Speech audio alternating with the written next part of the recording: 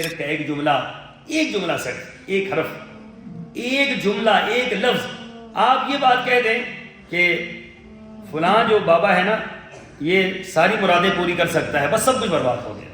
آپ یہ بات کہتے ہیں کہ فلاں قبر والا جو ہے وہ کرنیہ والا ہے، بس سب کچھ ختم ہو گیا، سارے اعمال ختم ہو گئے جو آپ نے پیچھے کیے ہیں، حج ہیں، عمرے ہیں، رمضان ہے، نمازیں ہیں، روزے ہیں، زکوٰۃ ہے، حج ہے، جہاد، جو کچھ بھی ہے سب کچھ ایک لفظ سے برباد ہوتا ہے۔ اس لیے رسول اللہ صلی اللہ علیہ وسلم نے بڑی عجیب بات فرمائی، آپ نے فرمایا انسان نیک اعمال کرتا ہے، اتنے نیک اعمال کرتا ہے، اس کے اور جنت کے درمیان ایک بالش کا فاصلہ ہے۔ ایک بالش کتنا ہے؟ ایک بالش کا فاصلہ رہ جاتا ہے، یہاں تک کہ اس کی زبان سے ایک جملہ ایسا نکلتا ہے، ایک حرف، ایک جملہ صرف، جو اللہ کو اتنا ناپسند ہوتا ہے۔ شرک اللہ کو سب سے زیادہ ناپسند ہے، شرکیہ جملہ ناپسند ہے، شرک کی بات ناپسند ہے، شرک کے اصول ناپسند ہے۔ تو ایک جملہ اس کی زبان سے نکلتا ہے، اللہ اس کو جنت سے اٹھا کر، اس کی دہلیز سے اٹھا کر اللہ جہنم کی گہرائی میں پھینک دیتے ہیں۔ اس کا سبب کیا بنتا ہے؟ ایک جملہ، ایک حرف۔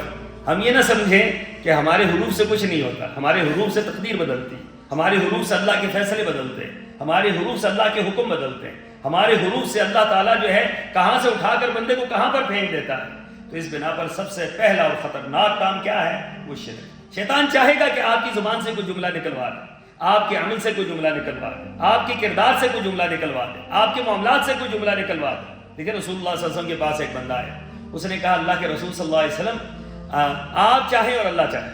اب جملہ بظاہر کیا ہے؟ کچھ بھی نہیں ہے، بظاہر تو چھوٹا سا جملہ ہے، آپ چاہیں اور اللہ چاہے۔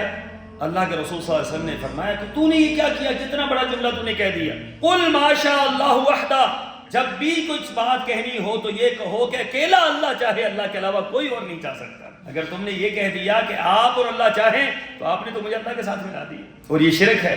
کتنا بڑا جملہ ہے کہ یہ بڑے خطرناک جملے ہوتے ہیں، بعض اوقات ہم اپنی زبانوں سے نکالتے ہیں۔